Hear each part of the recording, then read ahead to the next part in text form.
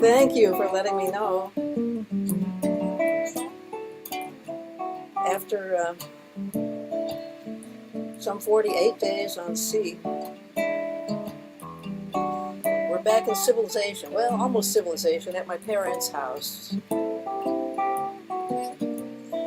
And had a lot of experiences, but nothing that came close to when we were in Maine and Brian was trying to find a place where we could find shelter from an oncoming storm. So there was a spot between two islands.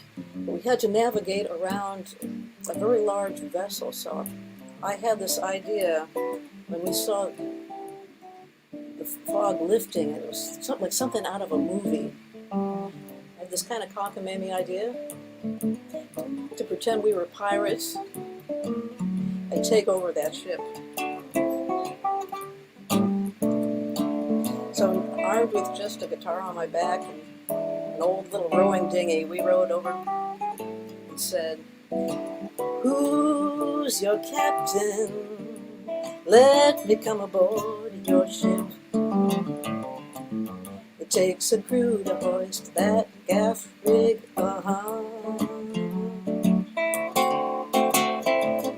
In those big kegs, have you one little jigger of rum?" I said, "Captain,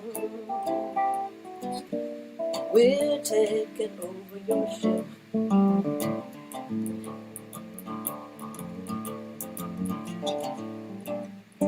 Well, to our surprise, a man came over to the rail and said, "I'm Captain Noah. I need a day off, so come on board." We were minding our sails all day, threw down an anchor one day.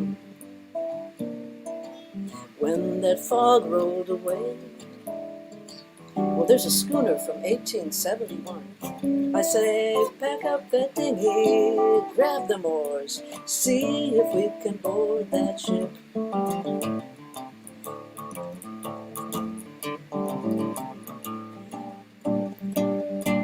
So, armed with just that guitar on my back, we did just that. We said, "We're coming aboard now, just us two. Looks like you're gonna have a little more crew. Knife in my teeth and guitar on my back. We'll climb the rigging," and just like that, I said, Captain Noah, let us come aboard your ship." Well, I took out my guitar eventually, and to our surprise, Captain Noah took out a guitar with a compass rose as the sound hole rosette and a blues harmonica. And we jammed until the sun came down. It's been 150 some years she's been sailing these seas, with Captain Guild and Captain Sharp at the wheel. Now I'm asking you please, I say, Captain Noah, you can take a day off for your shift. It takes a crew to hoist that gaff rig, In those big kegs, have you one little jigger of rum? Just for me, I say, Captain Noah, you let us come aboard. We're singing 2 by 2, how cool it is aboard your ship. Yeah, true story. Well, the whole Sailing Dream CD was all true stories, all things that happened along there. But what I have to tell you is that this past trip, well, coming home, for instance, all right, so we've anchored.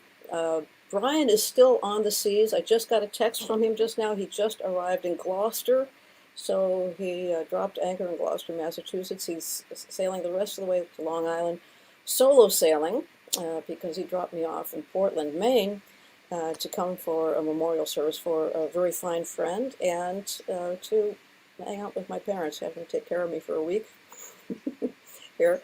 And I also did Steve and Johnny's show the other day. I don't know if they have reruns on that, but they are just delightful. WGN Saturday nights, catch Steve and Johnny. They're just, two of my favorite people and amazing talk show hosts. So we had a nice visit. But getting there was a little something else.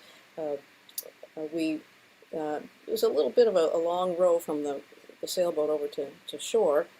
We found a place next to an old cemetery where we could pull the dinghy up. And we got to the shore. It was high tide, kind of a steep bank, and just then a big wave came and swamped the dinghy, set it vertical, and so it filled with water, and I managed to lean over to right the dinghy back up, but not before the two suitcases and this guitar were in the water, just soaking in the water there. So there was a seaweed right here in these strings, and it filled up about this high with water. So I poured it out, managed to save my computer that was there, but not so my phone. So I'm still phoneless for a while, for a couple of days. And then I was completely soaked, and so I have to go to the airport, right? So I remember I had left one pair of dry pants on the boat for Brian to take back to Long Island. So I sent him all the way back, rowing out to get the one pair of dry pants, found a dry shirt, and one pair of dry underwear, and there was a cafeteria right near a college cafeteria. So I went in there, got dressed. They gave me some plastic bags. I put all this soaking wet clothes in plastic bags to check on the airplane and put them back in the suitcase. And then we had found out that our good friend Bob, who is now actually visiting with Brian, I believe now, he was going to give me a lift to the airport, but his motor exploded. I guess there was black smoke coming out of it. He had it towed away, so that didn't work. Took an Uber to the airport, and then another good friend of ours was watching the game and forgot to pick me up at the other end.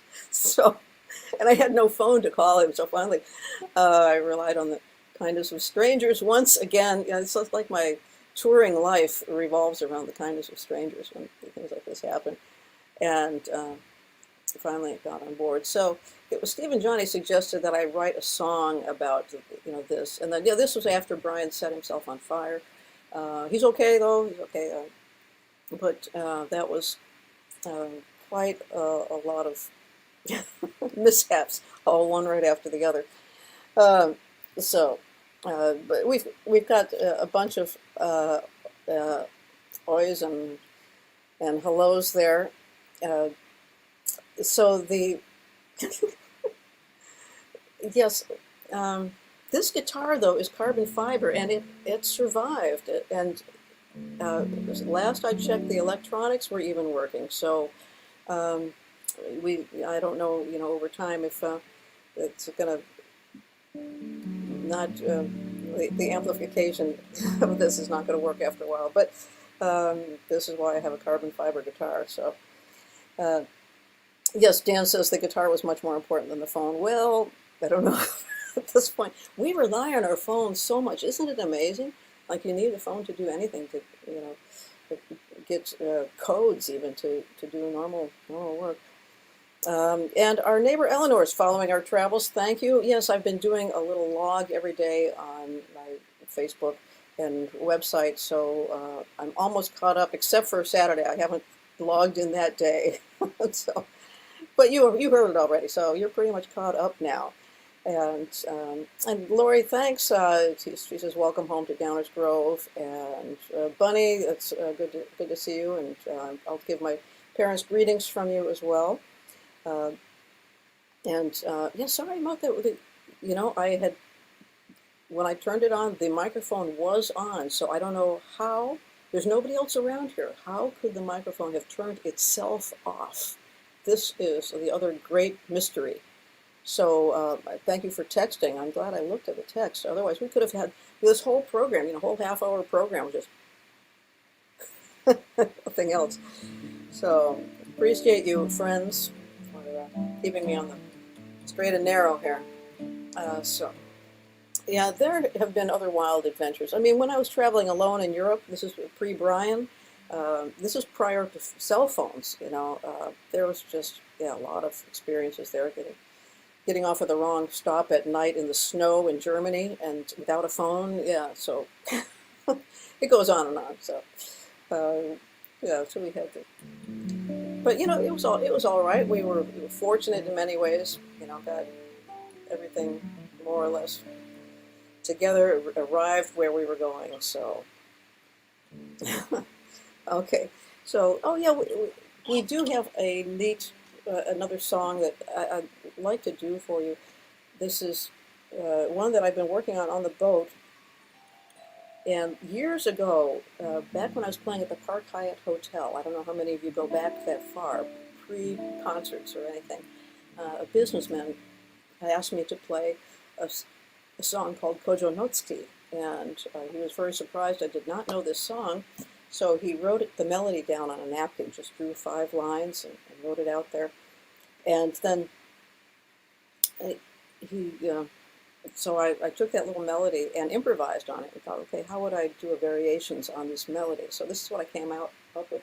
Someday I should actually look up this song and see how it really goes. So this is only from those notes that he wrote on the napkin. And then a while later, somebody had asked me to write a pop tune with a Japanese flavor, so a pop Japanese tune. And so I wrote one using some of the same aspects of the Kojo Notsuki and Sakura, the only 2 Japanese tunes I knew. And this is what I came up with, a little medley of Kojo Notsuki and my tune Osaka.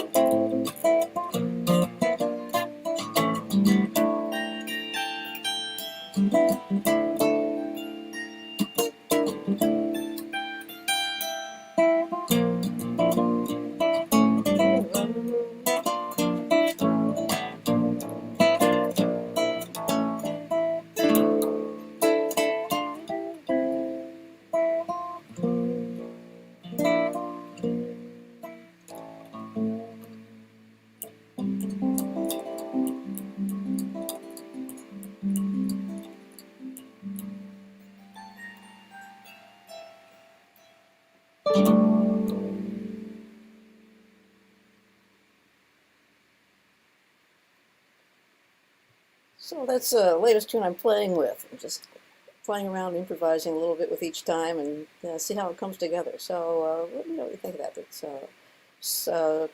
Kojonotsuki in Osaka. Kojonotsuki, I hear, means moon over old castle. So looks like I have a little glare going on here. And we have some, yeah, a lot of hellos here. And Shashi is here, so good to see you as well. Oh, some friends from Pennsylvania, and oh, Judy says, did I ever think about writing a book? Yeah, there's as many mishaps as adventures, I tell you that. You know, I feel like I'm somebody who did like half of everything wrong, right? And so somehow I still come out okay at the end of the day. So yeah, it would be, I have, am actually, that is not a bad idea. Write a book before I forget all these things, right? It would be different. Definitely, it would be very different. Oh, I have one reader then. Judy says she would read it, so, okay. I think that has to happen. The other thing that has to happen is, writing a song about some of the mishaps. I could call it something like "Seaweed in My Strings." I don't know. Anyone have a title? It helps to have a title. Someone can come up with a good title for me. Maybe I'll see if I can write the song by next week or so. Next week, I'm hoping to have on some new friends that we met. We were anchored up in a little cove in Maine, and I heard some folk music coming from the boat anchored next to us. So we rode over there, and it was a wonderful duo, Kathy and Tom, and they do just some really nice traditional folk songs, and I'm hoping to have them as guests. So I'll ask Kathy Bennett. I'll go ahead and send her a note. So hopefully, we'll see if we can get them to join us next week remotely. They will probably still be on their boat, and we'll see. Okay, we have Clark. Great to hear from you. Clark remembers scones and Diet Cokes at the Park Hyatt. I remember you coming there at the Park Hyatt, and the scones there were terrific. I would always try to take the leftover scones home with me. They had wonderful scones there. Yeah, Park Hyatt Hotel. And Michael from Livermore says, hey, yeah. So nice to see good friends stopping in here.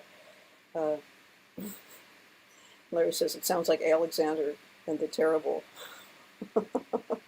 All right. So I think we're caught up with the lows. And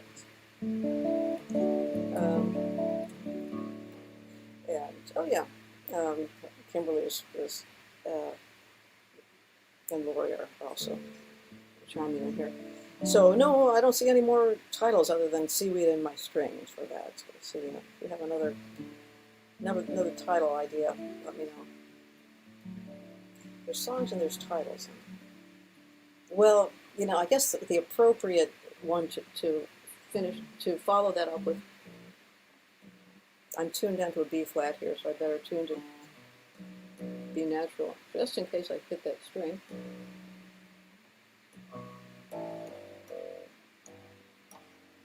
Just in case I hit that one too. I will do this one. We'll do this one for Clark here. This is It Never Gets Easier, or he calls it Don't Get No Easier.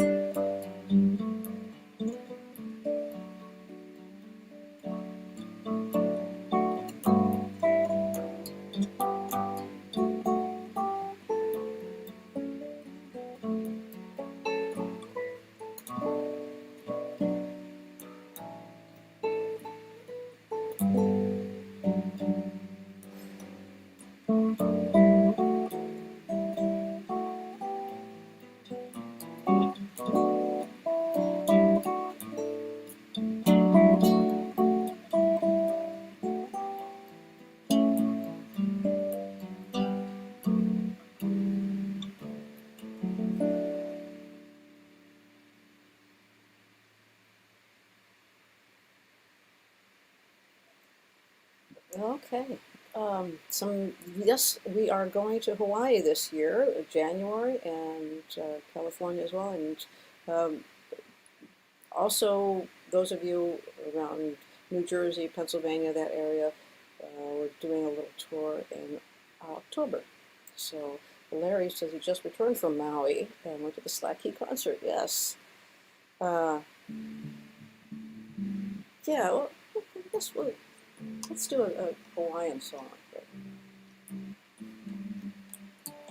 Get in Slack tuning. This is a tuning called Wahine tuning.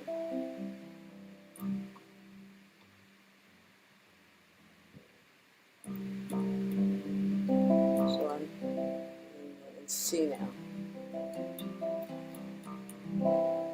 So, oh, Laura's gonna come and I'll see you in Morristown. Terrific. Yeah, great. I have to look at my own website to see where I'm playing. So that's that's how I find out. Oh, we have a title here: "The Monster from the Great Lagoon." All right, there you go. All right, so that's there's a title for you. Um, so I do have Bonnie said I do have a journal of some of these things in my live streams and you know the little daily journal that I write when I'm on the sailing trip. Okay, let's see if we can take ourselves to Hawaii.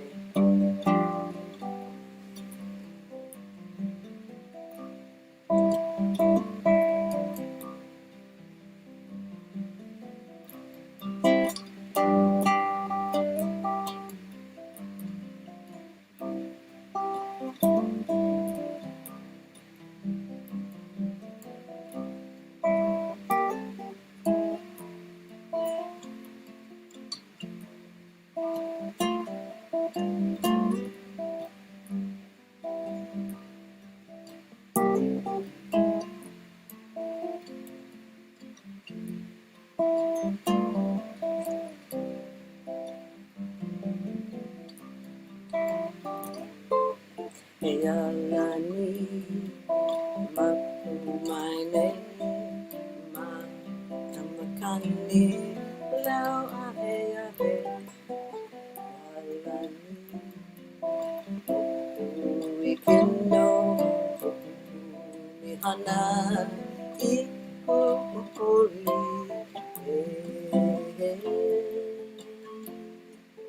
aloha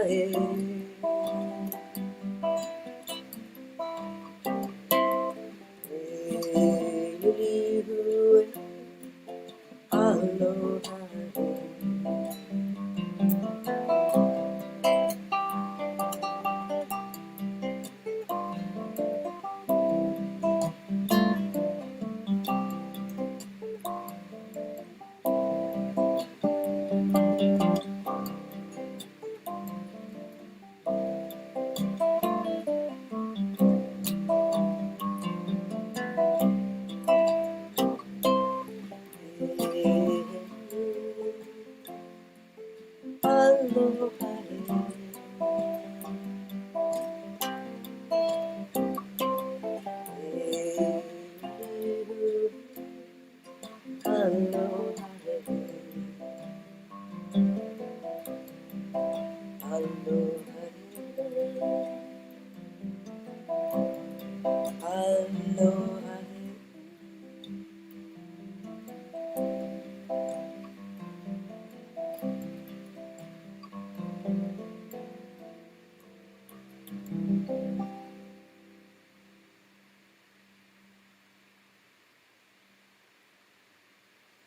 And yes, you are right. The name of that song is Hawaiian Lullaby. I wrote that after the first time I went to Hawaii. Just discovered this wonderful culture of the indigenous people and especially the Hawaiian musicians there. They just are filled with love and joy all the time. And then it comes out in the music. And just had such an amazing time there. We had another song title, I think, pop in here. Okay, and let's see. Nothing Got in My Way. There's one. Shining and String and Sail Tales. There you go. That's for the book, right? Okay, these are book titles now. I'm looking for song titles. All right. Yeah, I hadn't thought about a book title. Well, that comes later. Just have to write the book first, and the title. But the other, it's sometimes the song, the title really helps you to kind of put your thoughts together and kind of helps it come together. It's done both ways. Songs write themselves in all different ways. It's really that you're capturing the song. The song is out there.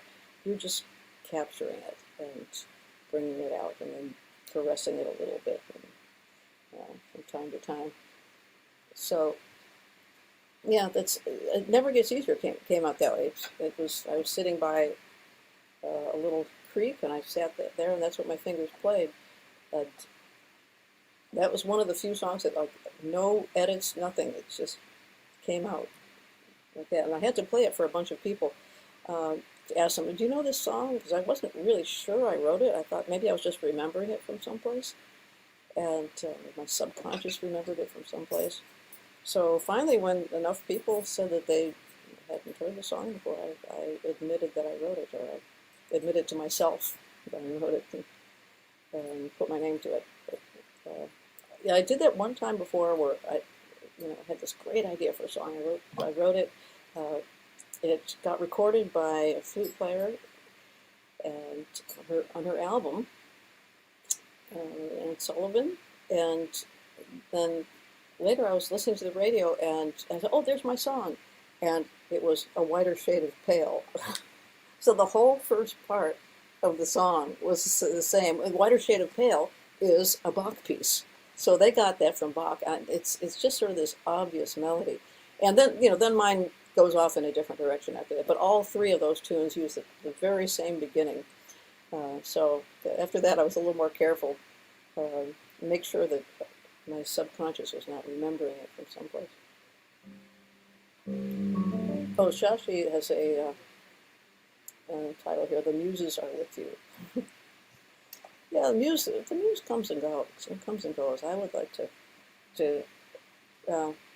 talk to that muse that wrote Sailing Dream. That was an amazing muse. That was the one that came just entirely in a dream. Well, I can smell some chicken tacos that I think are getting ready to go on the table. Hang on a second. And so I think I'll just do this one more song and then leave you with this. So the one that came in the dream. And I did. I'll tell you the words that I changed on it. In the dream, the lady sang to dream, to breathe again, bluff again, laugh again, bluff again. So what is bluff again? I don't know. So I changed that to breathe again, love again. And the other thing that she sang in the dream was feel the wind beneath the waves. I think she meant to say feel the wind across the waves. So I changed it to across. I think that's what she had intended anyway. So, sometimes a dream lady can sing the wrong word. I think that's right. So she just mixed up the word there in the dream. I think that's what happened. It should have been across, so changed it to what it should be. So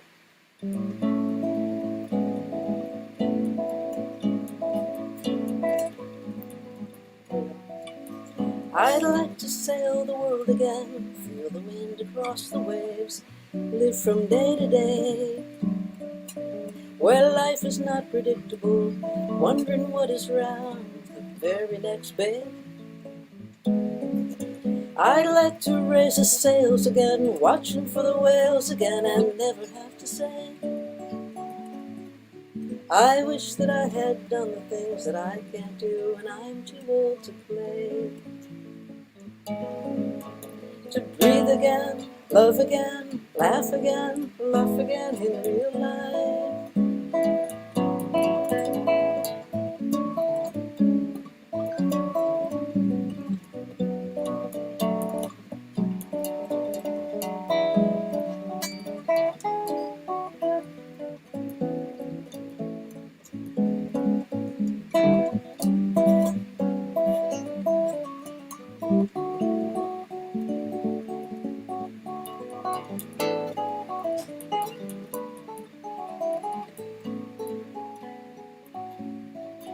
To stay alive throughout the tides, worst of times, best of times, follow right behind.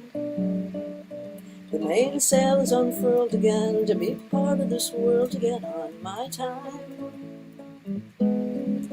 I'd like to pull the anchor in, sail to where I've never been, with sunset on my lee. Awaken to the sparkles on the water, then I'm feeling free. Jibe again, tack again, I am now back again in real life. I'd like to sail the world again, feel the wind across the waves, live from day to day, where life is not predictable, wondering what is round the very next bend. I'd like to raise the sails again, watching for the whales again, and never have to say, I wish that I had done the things that I can't do when I'm too old to play. I'd like to sail the world again.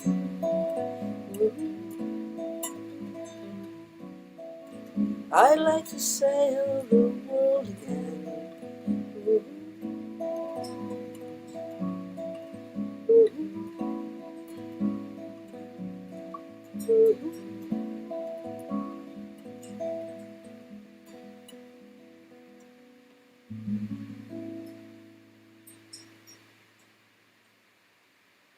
Well, we'll send that out to Captain Brian, who's on the water now. Let's all give Captain Brian greetings and fair winds. So, from all of us, Brian, if you're watching, fair winds to you and happy sailing from Gloucester on to Long Island, the rest of your voyage. And let's we have a couple more just hellos. Oh, thank you, Marty. He says that the gentleness of the song reminds him of The Dutchman. Oh, I love that song. It's a beautiful song, The Dutchman. And Seb says nice to see me back safe, and hopefully Brian will be next week or so, in the next weeks. We'll see. There's no telling exactly when we'll be back in. And thank you all. Give your greetings to Brian there if you're texting in. And Terry agrees that, yes, songs exist in the universe before we interpret them. Yeah, that's a nice way to say that. So, and Larry has an idea. The wind beneath the waves could refer to the ocean currents. Ah, I never thought of that. So maybe she was right. So, could be. And so, in Texas, you've got forest fires out there. Wow. So, yeah, chicken tacos are in my future here. So I am signing off. And my parents over there in the other room are waving as well. So we'll see you next week.